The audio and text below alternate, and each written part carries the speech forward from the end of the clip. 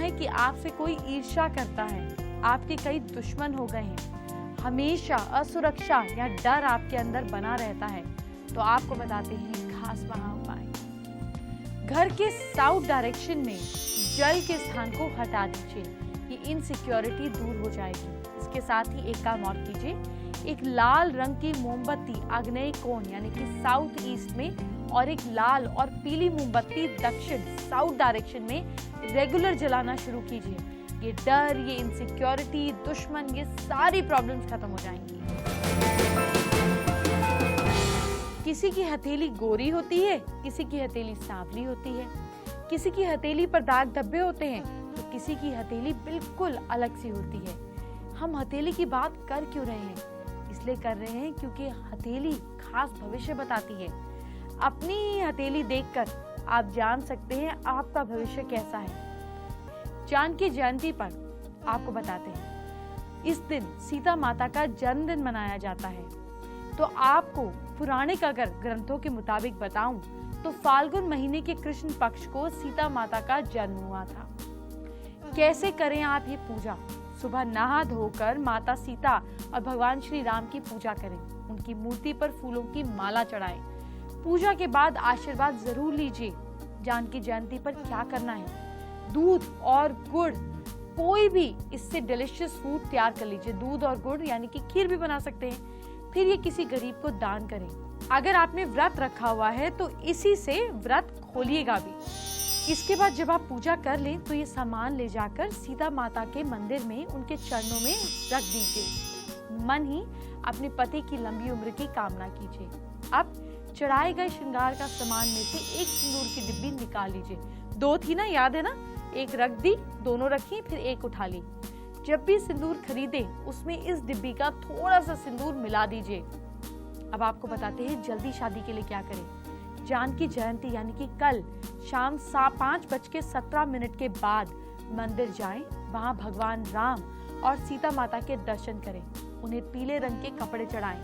अब भगवान राम और सीता माँ को पीले फूलों की माला पहनाएं। माला पहनाते वक्त मन ही मन जल्दी शादी की कामना करें। मनचाहा जीवन साथी पाने के लिए आप एक काम कर सकते हैं, सफेद कागज के 2 टुकड़े कर लें। एक गुलाब के, एक गेंदे के फूल ले लें। एक कागज पे पीले रंग से जिससे प्यार करते हैं उसका नाम लिखें, दूसरे कागज पर अपना नाम लिखें। इस गुलाब की एक पत्ती से अपने नाम कागज में रख दीजिए, यानी कि पेपर के अंदर गुलाब की एक पत्ती रख दीजिए। जिस कागज पर आपने अपने प्यार का नाम लिखा है, अपने पार्टनर का नाम लिखा है, उसमें गेंदे के फूल की एक पत्ती रख दीजिए। अब दोनों कागज को फोल्ड कर लीजिए। मंदिर जाकर सभी चीजें सीता माता के चरणों में रख दीजिए। मन ही मन मनोकामना कीजिए। दोनों कागज उठाकर ले आइए। इन दोनों पेपर्स को पानी में बहा दीजिए। आपको मनचाहा जीवन साथी मिल जाएगा। क्या आप पतला होना चाहते हैं लेकिन ज्यादा वक्त नहीं मिलता? तो आपको कुछ खास बताने वाली हूँ। 2 मिनट का ये आसन करने से आपका मोटापा कम होगा। जी हाँ, सिर्फ 2 मिनट का। कौन सा है ये आसन? मुझसे जानिए, आपके बहुत काम आएगा।